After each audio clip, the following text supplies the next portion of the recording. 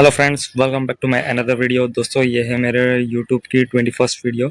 ओके, तो इस बार भी मैं कुछ शुभम किंग लाया हूँ और कोई लाया हूँ और काफ़ी छोटी साइज़ में लाया हूँ इस बार।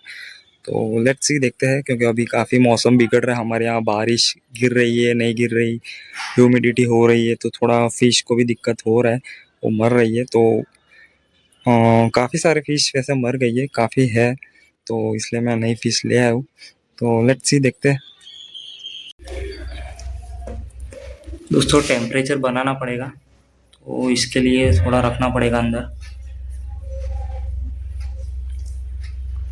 ये आप देख सकते हैं, काफ़ी सारी फिश है और काफ़ी मर भी गई है।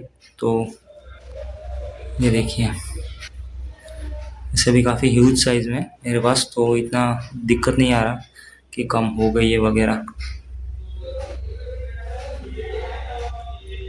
दोस्तों, इस बार मैं ब्लू लिक्विड और येलो लिक्विड भी थोड़ी ज़्यादा क्वांटिटी में लाया हूँ।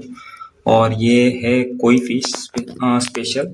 ये मेड इन इंडिया वो बोल रहे थे, पर पता नहीं, लेट्स सी। ये तो कुछ चाइनीज़ उसमें लिखा हुआ है साइड पे, तो देखते हैं। और ये काफ़ी अच्छा फूड ऐसा उन्होंने बोला है। और ये है वॉर्म्स। ओके, तो वॉर्म्स भी उस उनको डालेंगे उनके पिगमेंटेशन के लिए। तो देखते हैं, इस बार मैंने थोड़ा मतलब फूड में R&D किया है, तो वो बोल रहे थे कि काफ़ी अच्छा फूड है। हम लोग हमेशा वो कौन सा, वो टोक्यो के कौन सी वो ब्रांड है, वो यूज़ करते थे। मेड इन चाइना था वो फूड, तो ये कुछ मेड इन इंडिया उन्होंने ऐसा बोला है। तो लेट्स सी।